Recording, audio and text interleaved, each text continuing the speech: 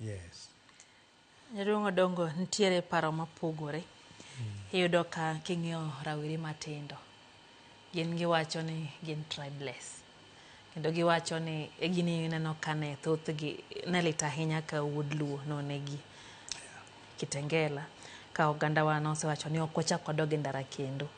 To sani iyudo ka rawere matindo pachgi onge ni ojaluo, pache onge ni en ojaluo, pache ni en ni odwa ng'ama nyalo loko piny Kenya. Iyudo ka negise nyaka chako luongore ni mimi ndio Sifuna, sisi ndio Sifuna, giloko nyaka nyingi koro gino tieno kendo. Koro gin pachgi onge ni en ojaluo, en owacho ni en ndio Sifuna, okong'e ahinya bedo ni en jaluo no. Ere gima timo mana onegi duoge twech achiel, giriwore gi jok mabet hikgi osesudo mbele.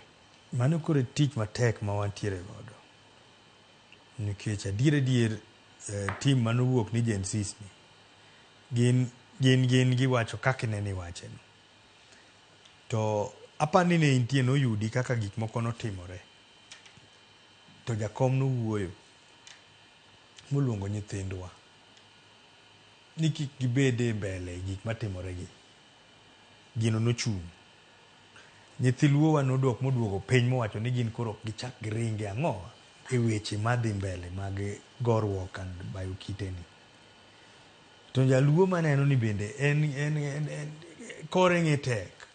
Nikech iwacho kode kama, jaduong' mono ywak na chieng' moro kowacho ni nyathinde oriyo godo e ot, obet kodgi e ot chieng' mane mandamano mane timre, mana Kitengela achiel. Obet gi nyithinde e ot, kowuok mathin to koduogo to penjo ni gintie to oyudogi. To nyathine nowuok mana for 20 minutes. To koduogo to report oyudo ni wuode ogo risasi. Nyathi luo onego bed ni owinjo kaka janyuolne wachone. Nitie sama koro wawacho ni nyathi bedo kong'eyo gik luo kitwa gi timbegi. Jaluo luoro remo. Remo ni jaluo luoro makata kogoyi gi kidi ma rembi ochwer, tineno ka en bende oywak ni litne.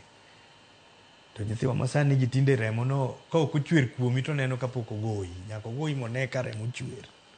Koro ma en responsibility mawa kaka jonyuol mag nyithindo gi. Nikech nyithindo gi mang'eny pod gin nyithindwa modak e utewa. Kaka janyuol onego ing'e ni nyathini en nang'o, odongo nang'o, to ang'o monyalo winjie. Omiyo mano is our responsibility mar bedo gi nyithindwa gi mondo wach kodgi. Mago be chenro ma wantiere godo. Nyithi luo, an awuoye luo ka wuoye mwa. Nyithiwa ma joluo to wabiro wuoyogo. Ma gima notimore Kitengela no lit kabisa. Nikiyudo tiyudo ni kendo nyathi jaluo emochako tho e gini. To gini baba nyocho wacho ni ok dogombi kendo ok odwar. Mane gimomiyo baba noyie tiyo gi president. Nowacho nodhi tiyo gi president nikech odwa stop weche mag mandamano. Odwa stop weche moko mag tho mag nyithindwa matindo gi. Mane giwinjore ni mano tho ka ema nogik ok chak timre kendo.